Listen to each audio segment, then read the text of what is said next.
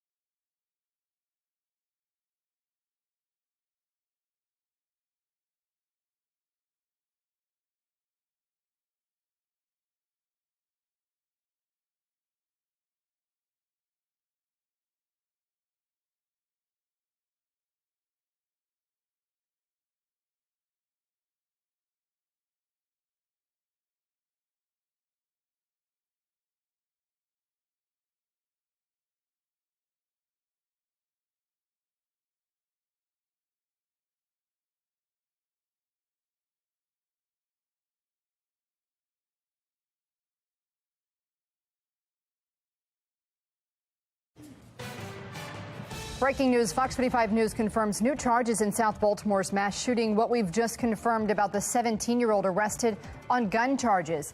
And new tonight, Baltimore is a new city agency, the new support for women and minority businesses. And we're keeping watch on showers and storms around the state. I'll let you know the impacts and when the rain clears. Live from WBFF in Baltimore, this is Fox 45 News at 6.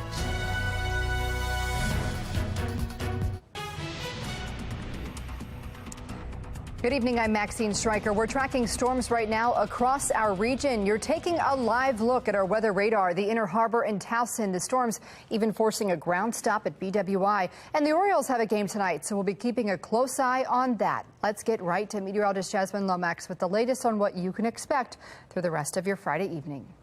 Thanks, Maxine. We are keeping close watch on the HD radar as those showers and storms continue to impact the state. Now, we did have most of the storms around Montgomery County and Virginia, but now some of those storms moving a little bit farther north and east. So we are looking at some areas of heavy rain now. Still a few severe thunderstorm warnings in place. Also flash flood warnings due to the heavy rain from these storms. Now, they'll continue to drive to the east as we head into the next few hours. So if you have any plans, the rain could put an impact on those plans, and you want to make sure that you're grabbing the rain gear. Now, what we've mainly seen with these severe thunderstorms are, of course, areas of heavy rain leading to those flash flood alerts, but also we've been seeing some gusty winds and hail is possible within these storms. So you want to make sure that you are staying weather alert and also have multiple ways of receiving any alerts that may be issued. Coming up, I'll have a look at the timing of the rain and what you can expect for the rest of the weekend in my full forecast. Back to you. All right, thank you, Jasmine. You can access the latest information when severe weather hits right on your cell phone. Download the Fox 45 weather app. Just search for WBFF in your app store. We have some breaking news now just into our newsroom. Fox 45 News learning of new charges of South Baltimore's mass shooting. Our newsroom just confirmed riot charges have been filed against the 17-year-old who's already facing gun charges. Mackenzie Frost is live in the studio with what she just confirmed. Mackenzie? Maxine, I just spoke with the attorney of the 17-year-old who, as you mentioned, is facing weapons charges right now. That attorney, Michael Klinkskill, tells me his new client is facing riot charges. When we reviewed the charging documents earlier in this week related to those weapons charges, it said detectives believed the teen pulled out what they say was a gun, and when he did that, they say it triggered other shootings to take place.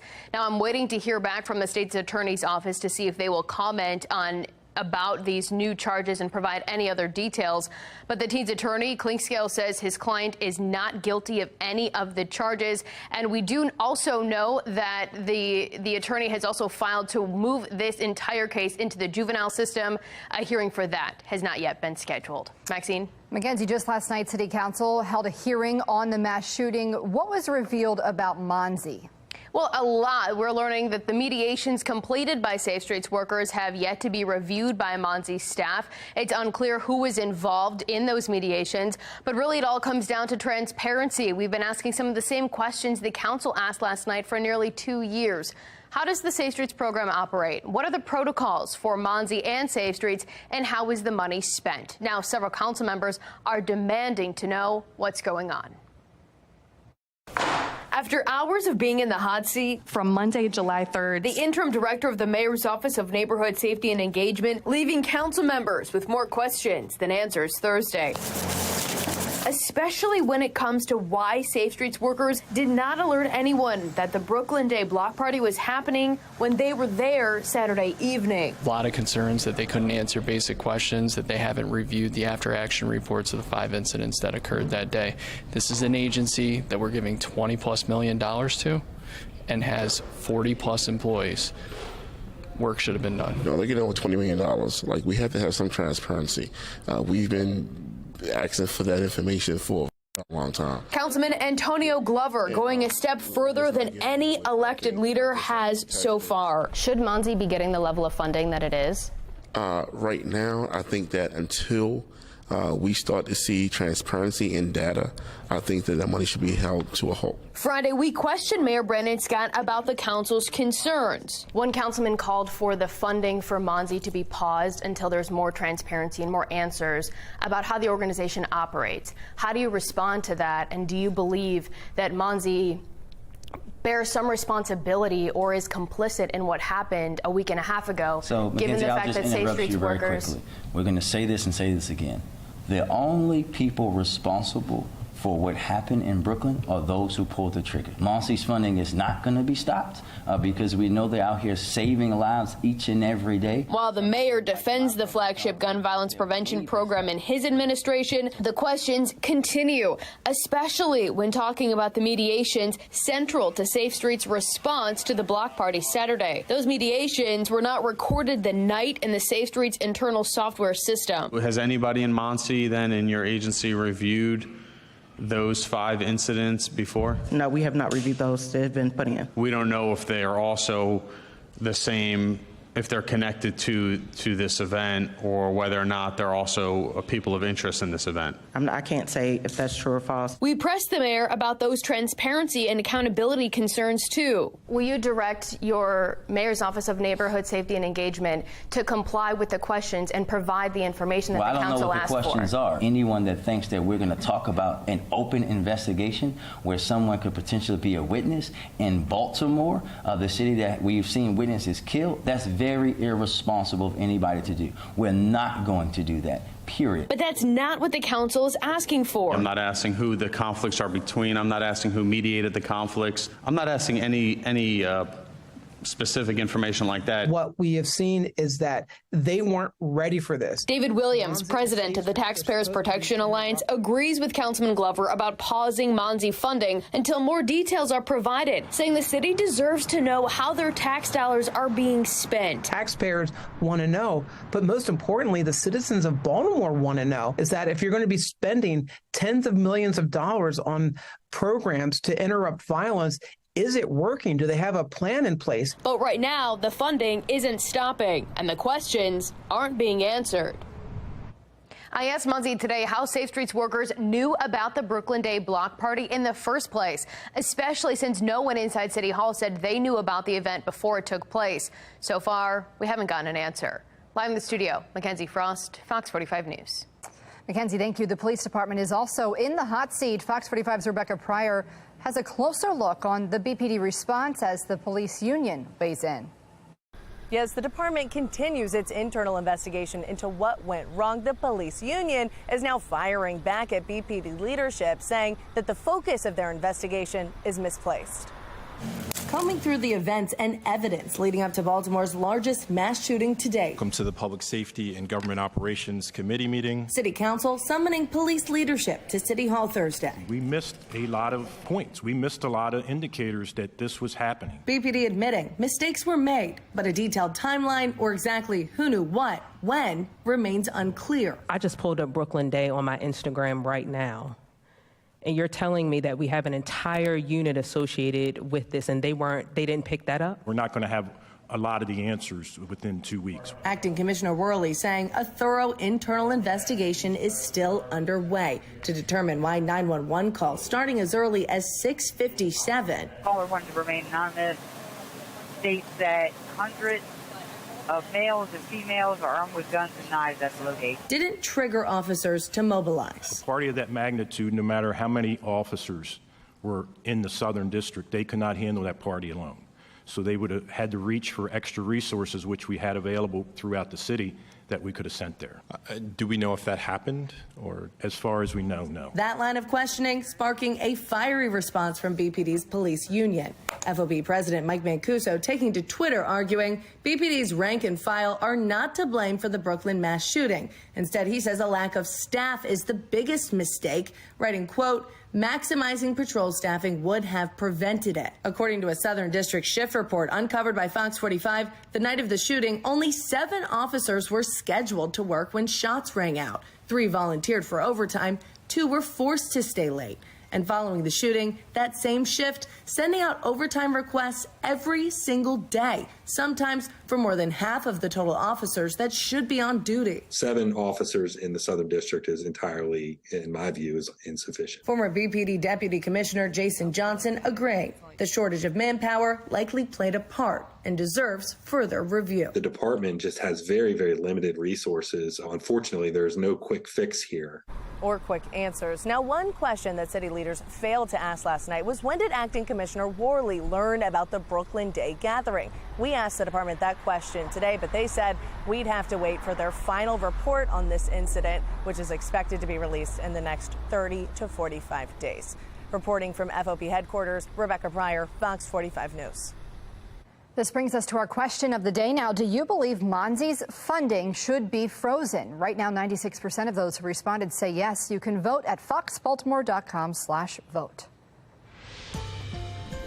2 Baltimore offices are merging to advance women and minority businesses in Baltimore. The laws of Baltimore City. And the laws of Baltimore City. Congratulations. The Mayor's Office of Minority and Women Businesses Development will be joining forces with the Minority and Women's Business Opportunity Office. Mayor Brandon Scott also naming Christopher Lundy as the first director of that office. The mayor says he hopes that this new office will foster inclusivity with minority groups and women in Baltimore.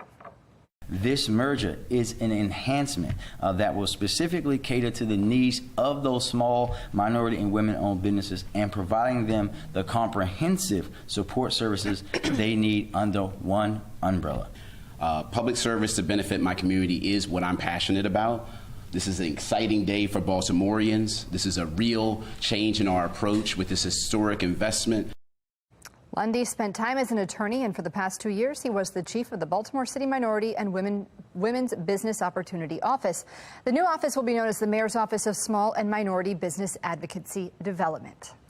Vice President Kamala Harris making a stop in Maryland to visit Coppin State University. Harris, alongside Maryland Senator Chris Van Hollen, announced a $20 billion clean energy loan program that will help nonprofits and disadvantaged communities create clean energy projects in their neighborhoods. Harris says the money will fund everything from clean transit to healthy housing. Hollywood on strike. The picket lines drawn in front of major studios today as Hollywood prepares for a complete shutdown. They helped President Biden win the White House, but one crucial group of voters may be looking elsewhere these days. I'm Scott Thuman in Washington with a look at a big warning for both parties in 2024.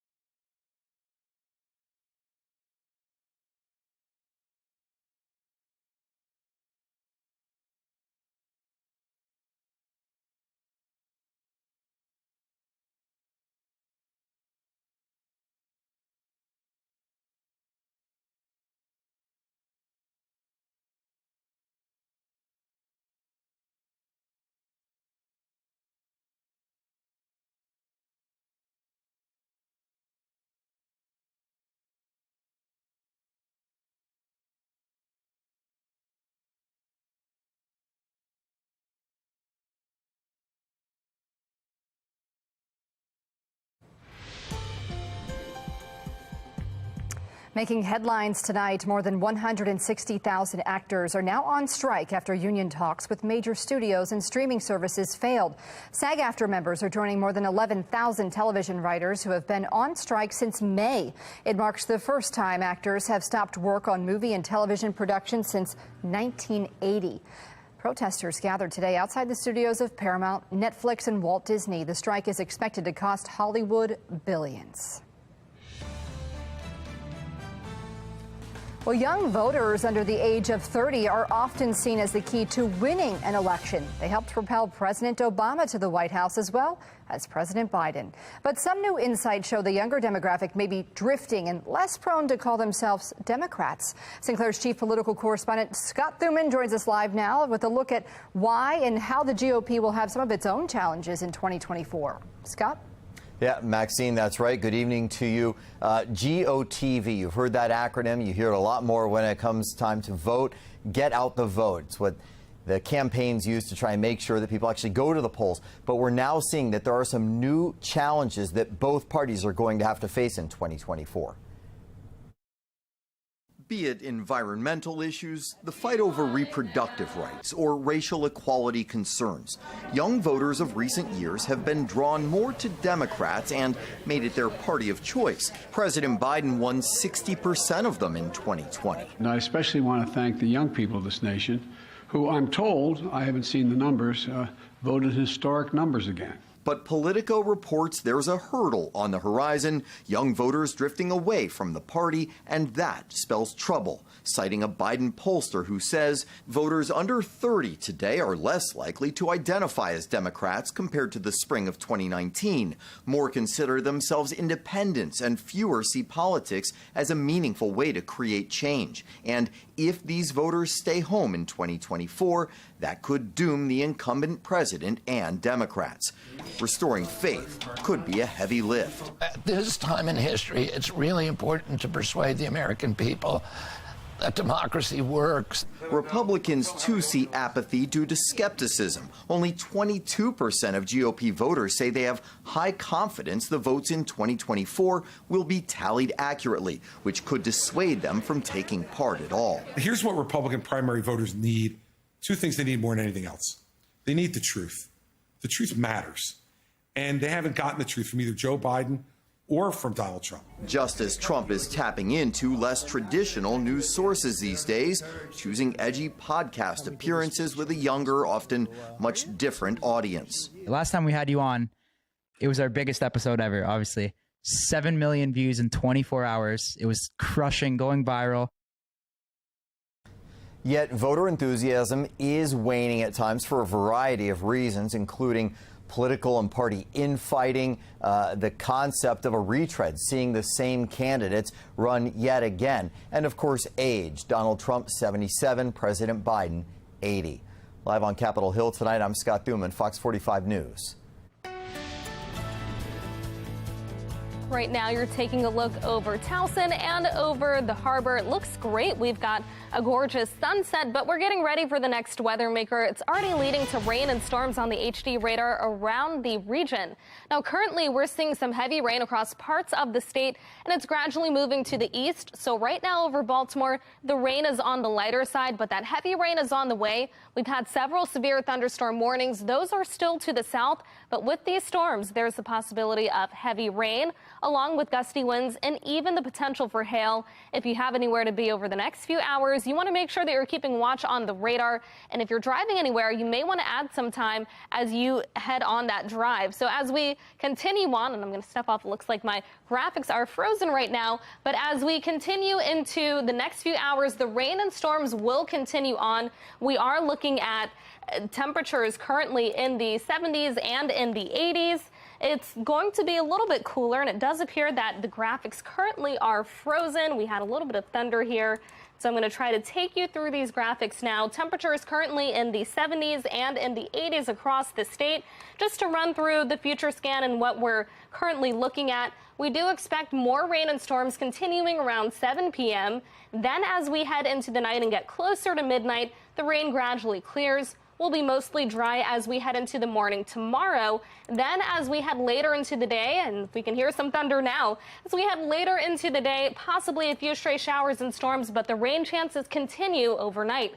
Coming up, I'll have a look at the exclusive 10-day forecast, and I'll let you know how hot and steamy it'll be for the weekend. Weather Window, presented by the National Weather Desk.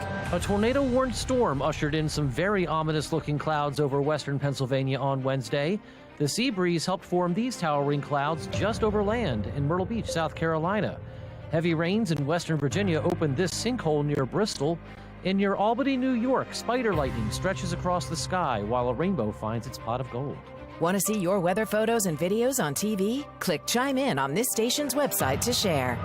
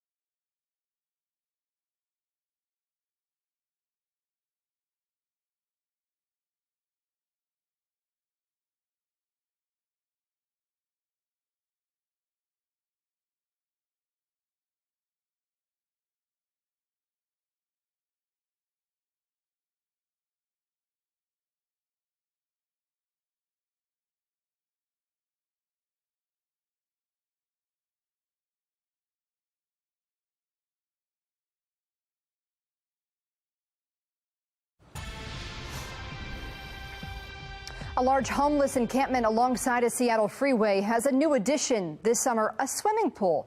The move now raising safety concerns for the residents who live by the camp. Jeremy Harris from our Sinclair sister station in Seattle has the story. Tucked in the woods off Myers Way, there's an entire community of people living illegally in tents and RVs. This camp now features a swimming pool. I thought that was for lack of a better term. Today, we took concerns from the seniors who live across the street from the encampment to the governor and asked if it was acceptable that this camp remain here for potentially months and if the Regional Homelessness Authority was moving fast enough to create new housing options for people in encampments.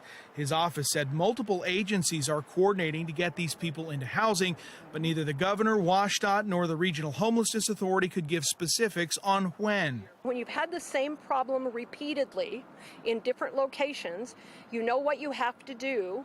This is the same story we've told you before. The Ship Canal encampment was less than a block from an elementary school, but it took months to shut down, even after gun violence and drug dealing. At the Mercer Street encampment, a woman was murdered, and we told you this week it has since been allowed to triple in size. And back at Myers Way, a man was killed here in May. Today, we asked District 1 City Council candidates what they think needs to happen. Why does everything take months? Why can't we solve some of these problems we've known about for years? What we're trying to do is find places for these people. We have places. Why does it take so long to place people? This is my big concern. Nobody should have to, fear for their safety with, deteriorating situation nearby where they live. That's unacceptable. It's unacceptable that the state has allowed this encampment to go on as long as it has. I think that the state's plan has been tried again and again and again and again. And the trend has been to move the encampments to place to place to place. They get kicked out, so it does not seem to be effective in any way. The state of Washington has given King County $50 million to find housing for people who are living in encampments around the freeway. So far, state data shows they've only been able to move about 300 of the potentially thousands of people into housing. The next milestone for this encampment will be next week, when the state plans to meet with those seniors we showed you and give them an update on the situation. Reporting in Seattle, I'm Jeremy Harris. We are getting